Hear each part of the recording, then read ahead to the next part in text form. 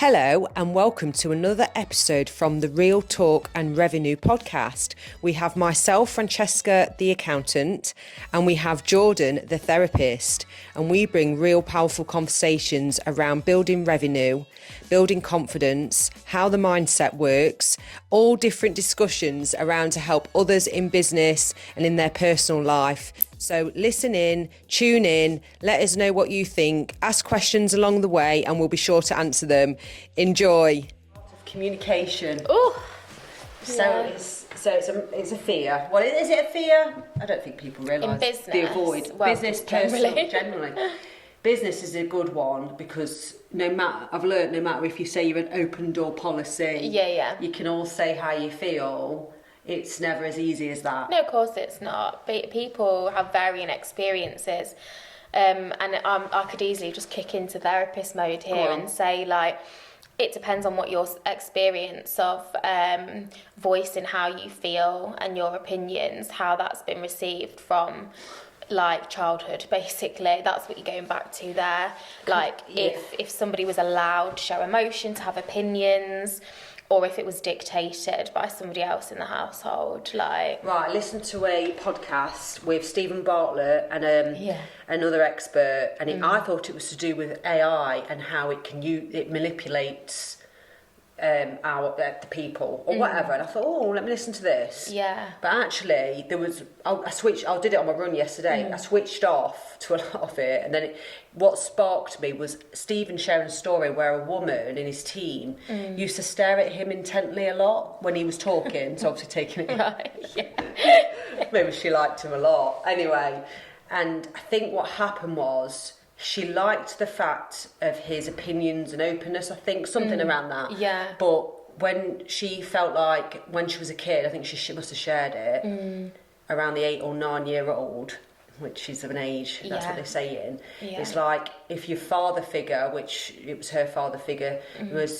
didn't allow you to have opinions or you was never right or was pessimistic on the outlook of life, which will make them like that. Yeah. And I just, honestly, and then it sparked me and I thought, wow. It's your blueprint for everything. That's it. That's really interesting. It is really interesting. So that can't be ignored when it comes to, like, business and career. Like, we've spoken about this before in, like, different episodes and dribs and drabs, but, like, you've got to do the work on yourself. Work all the time. Like, it's about confidence. It's about how you show up. It's everything. Like, dealing with any of the, the problems that have stemmed from your experiences, like, and particularly childhood and how you've been conditioned to view yourself, others in the world. Like, it's so important. It honestly, so do you think if people struggle to communicate, it's because of something internal's going on? Yeah, it's conditioning, whether that be growing up in a household, most commonly, and how emotions and problems were dealt with in that space. So if someone had a bit of a struggle in their childhood, what would you suggest they do to It depends on what the struggle is, basically. Okay. Like, so you said, somebody that might struggle to communicate, I don't know how they're feeling and what their views and opinions are, then they've probably learned that, it's either like stiff upper lip, like you just keep calm and carry on kind of thing. That's common. It's very British as well. Like, it's very ingrained in our society. And again, like, we've spoken about this a lot, for men, men have been socialised differently to women, and there are pros and cons to all of it, but there's still kind of this view or, like, attitude that men should be stronger and, like, not show emotion so much and just a bit more egotistical. I guess so. But the bottom line is that what you do is you take risks and you put yourself out there, you try something different. Like, if you want to be more confident and you're a person that, if you want to be more confident in the workplace and you want to give your opinion more, but you're scared of doing that, you have to start doing it. It's exposure therapy, it's finest really, but it's about staggering it. So in true CBT style, what that might look like, if I'm giving you something obvious and tangible, is writing out a hierarchy of situations. What would be most scary? And it might be having to give my opinion in a meeting in front of the whole company. That would be most scary. Great one. What would be less scary, and it might be sharing my opinion with a trusted colleague, like a work friend, someone that's a bit safer. So you could start there, like, okay, that anxiety is towards the bottom of the hierarchy, and then something mid-range might be on a Teams meeting with my team, 3 or 4 people. So that'd be the mid-range, and put very simply and very oversimplified, you just work your way through that hierarchy, building your confidence. So get clear on what's the most scary thing, what's a bit scary but you could probably do it at a push. Start from there and work your way up and list multiple situations, and then your confidence will generalise. As soon as you start and you do something, writing stuff down, exposing it, taking action. As soon as you share your opinion with that one person, obviously there's always the risk that it might not go well. So it's not to say it's always going to go well, but it's to persevere anyway. If you get positive feedback along the way, that's going to help with your confidence, because you're going to have a positive experience of sharing that. If you have a negative experience and your work friends I don't agree with that, that's stupid, then you're not going to... Then it might be a struggle to push up to your next step. So it's knowing that things aren't always going to go well. Do you know what I mean? But just... persevere anyway. Yeah. Most people don't persevere, though. That's the problem. Well, it didn't work for me. I had therapy and it didn't work. Yes. What's that all about? Often if people have accessed therapy via the NHS... they're crap. Well, they're not... Is that what you're trying to say here? It's not. I'm saying the model is crap. So you've got a lot of good therapists, but very under pressure. So it's kind of ticking boxes. Rather than doing what is really right for that person in front of you, you're being micromanaged all the time. Statistics are being monitored.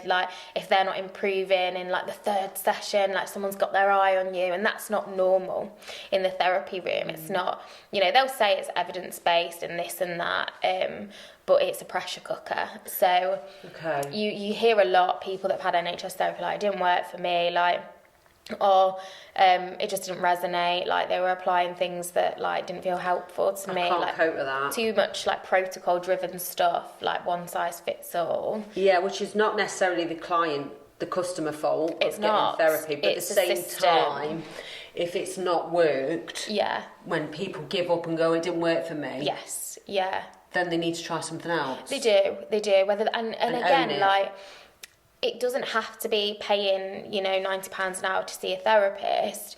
It could be picking up some self-help books and just reading books and doing the exercises it's the actions. Listening to podcasts. Like this one. That's where I started. Obviously I do my therapy training, but podcasts for me and self-development books, I've learned so much from all of that, and it's influenced my work and how I work with my clients.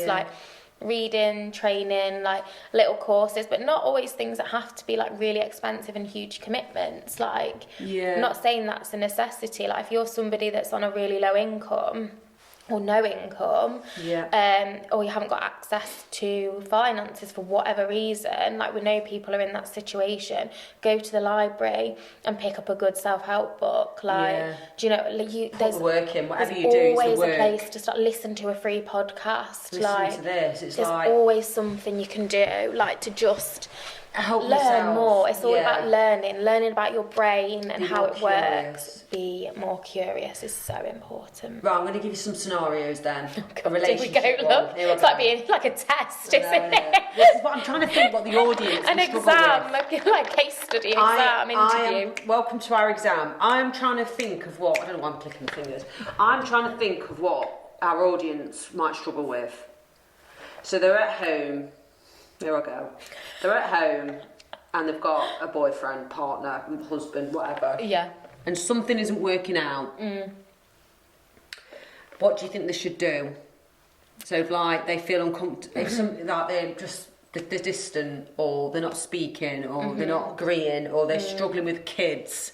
They've both got different opinions on how to parent. I suppose the first thing is to try and approach it, to just say, like, to call it out for what it is, just to say, like, I'm really struggling with this. This is how I feel. It's always about how you feel. It's always about, it's better so you're not met with so much defence to use I statements without taking the whole responsibility for it. Like, I feel like this at the moment in the relationship, or I'm just not feeling like I'm good enough or valued, or I'm really tired and I'm not feeling any connection at the moment. If you start saying, like, you're never around and you never help and you just don't make an effort. Yeah, like, shocking. You can't speak like that. If you set off on that foot, you're going to be met probably with hostility and defence because somebody feels attacked. So it's not taking blame or responsibility for the situation. It's just saying, like, this is how I'm feeling at the moment in response to, like, the dynamic in the house. So communicate, call it out, see if the other person's feeling the same, like, or even asking questions like, how are you feeling in the relationship? You must be feeling the same. Like, I'm struggling with this, like, do you get that, or is it not the case for you? Like, anything you're struggling with, like, again, it's that communication. Why do people not do it?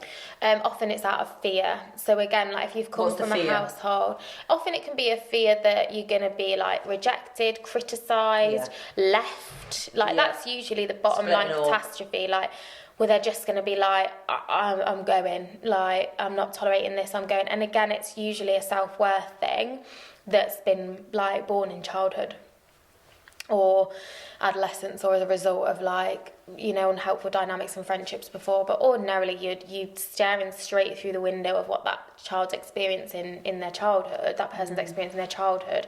And we're not always talking, like, horrible parents or this or that. No, not We're just talking about what's been modelled in the house. And generationally, if you look at generations before ours, you, like, grandparents, we're looking at people who were, like, living through wars. There wasn't time or space for emotions. It was like, let's make sure everyone's alive. Like, that's the priority. And there wasn't the research around it either. So then you've got, like, our parents' generation, if you like, and a bit older, who were parented by those, and it's kind of like always just learning and shifting the narrative. So we're not blaming people necessarily, unless there's, like, overt, like, abuse and just, like, intentional horrible behaviour, but we're just like observing, like, okay, where did that come from? Like, is it still serving you? Like, no, well, let's change that, let's do. And this is, like, the bread and butter of what happens in the therapy room as well, just, like, walking people through that, like, unpacking it,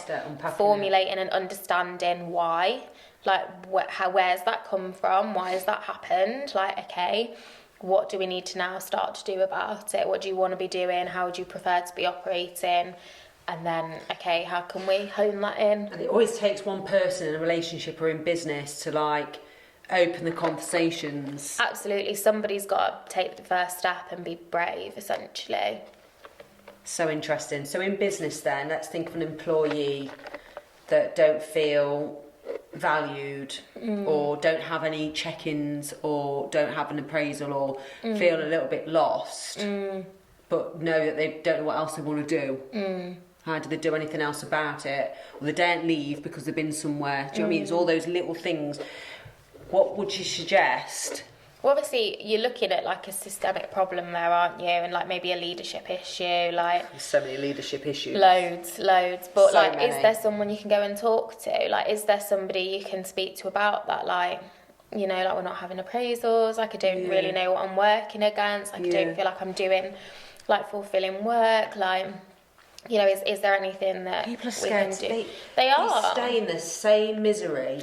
But what I would say, like, obviously, particularly in the workplace, is, like, know your rights. Like, you've got rights. You're very unlikely to be dismissed on the spot for just communicating. Like, you're not doing anything wrong. So just know that you're allowed to, like, ask some questions, have conversations, like, off the record, on the record, depending on what you're dealing with. And, like, you can't just be sacked on the spot, like, in most companies. Do you know what I mean? No, like, exactly. So it's safe to be able to just, like, address issues, because if a few things can change and then you're happier in your role, fantastic. If not, it might be a case of just slowly and quietly having a look at the job market, having a look at courses, like can I just on the side upskill or move towards something different so that I can pave my exit out of here, even if it's not immediate. Yeah. You've got something that you know, like I'm working my way out of here. This isn't forever, and therefore I can tolerate it for now. Yeah, that is so. Because I do feel that people are feel stuck. Absolutely, But they're also scared of an interview, so it's like I've got the opposite problem. I was talking to one of my clients about this recently, actually, and she's a therapist herself, and we were saying how we've got the opposite problem, that like we don't stick in places that don't feel good or aligned, or As in you want to work with somebody if it doesn't feel right? No, not that, just like old jobs, like the NHS in particular. We were talking about like, not for me, like doesn't work for me, like isn't aligned, values are off, like unfulfilling, like morally questionable. Who is it for then? Do you know what I mean? Like, is it because we're feely people? Corporate world's not right for certain everybody's neurodiverse different. people, which I agree with, as I'm saying. But I was talking to my supervisor, one of my supervisors, about this last week as well, and we were talking about the NHS and how like some people they can just like go in and say like, I'm doing my job, like people are accessing therapy, I'll do the best that I can, and that is good enough, and they're able to just, and I've got a couple of friends like that who still work in like public sector services, and I'm like, how do you do it? But they're just wired a bit differently. Like, they get fulfillment in other ways from other things. Perspective might be slightly different on it. Tick And box exercise, and they get fulfilled in. I've done my therapy day. 5 o'clock, shut shop. And they value certain things, like the security of that income, like pension, like all these things that might feel a bit more tricky when you're self-employed or you're in a different environment. Like, fair enough, that's fine, like everybody's different and that's okay, but it wasn't for me. No, I find communication, and it's the same with children. I think I protect. There's communication where you protect your kids and you don't tell them all your bloody gossip and all your abuse that you've been through. Age appropriate stuff. Where a lot of people can't filter that out. I understand and that's problematic, because then you have children that are over responsible. Oh God, yeah. And like taking on too much emotion. And they're older before their time. Yeah. I've seen that. Yeah, that's me. Yes. That's me. Yeah, which obviously it's not. I'm not saying this is bad. It's not always dreadful, but we think more about those things now, and like the impact of our behaviour and what we're modelling to our children. Yeah, and what are we modelling? There's no perfect formula. There is no perfect, and there's no like, this is the right way to do things, this is the wrong way. I always say to everyone, talk about it all the time in the therapy room, on this podcast, like, come back to your values. What's most important to you? Come back to your values and take action and make decisions in line with your values and what's important to you. And then you can't go far wrong. Yeah, it's like communicating with your children. Let's say, for example, when I started the business and like mummy's got to work because of this for reason, and have boundaries as well. You allow boundaries. It's going to feel uncomfortable saying the word no, and you get more respect when kids have got boundaries. Oh, absolutely. They won't like it in the moment, and it makes you question that you're a strict parent. Mum guilt all over the place. Why have you got certain ways about you? But they will understand. It might take them till their 30s. Of course, but they do. And as long as you don't mean harm, and you love them, and you can't be the same parent as somebody else. No, there's no point comparing. And everybody's circumstances are so different. It's a pointless exercise, like comparing yourself to other people. Like, you don't know the support that they've got, like what's going on behind the scenes. Like, you don't have to do everything for them. You don't have to ring the doctors for them when they're adult. You don't have to run around after them anymore. You don't have to run around after them when they're younger if you don't want to. It's like, well, you're my mum, you drive. Now, this will make my kids laugh if they listen to this. But where's that rule come from?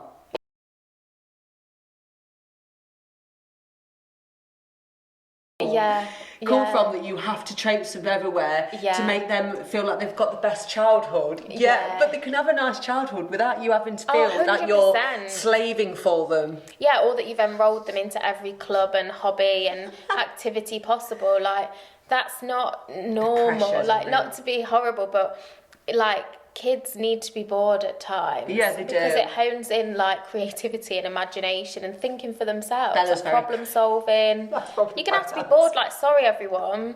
Do you know what I mean? Like, sorry Hallie, but you're not going to be enrolled in like every club going Yeah. because it's a lot of pressure. It It's a lot of is. busy, and we need downtime. And again, like, it's important to model rest at times as well, and model like it's all right to be bored. Do you know Yeah. what I mean? Just like It twiddling is. your thumbs. I know, because I had a lot of guilt around when I couldn't afford to take them to adventurous Yeah, places yeah. when I was younger.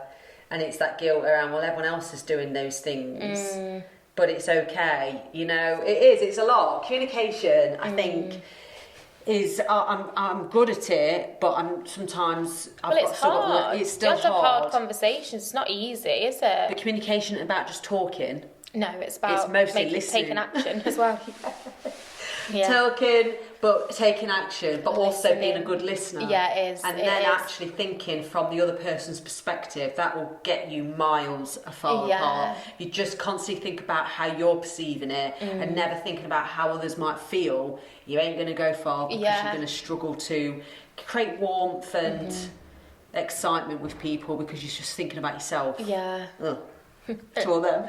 Anyway, thank you for tuning in. I think we need to do more on the communication side because it's really powerful. Let us know, and also let us know the problems that you are facing, because you said what are they dealing with, our listeners? Like, let us know. Why don't Like, you do a Q&A for us? message us. Q&A. I'll talk to you about Yeah, that. I'll do a Q&A. Like, message us. What Yeah. problems are you facing? What's going on? Let us know. Yeah, give you us can be questions. anonymous, but like, we'll answer your questions. Yeah, it's exciting. We'll get people involved. Right, thank you. We'll see you next week. Bye.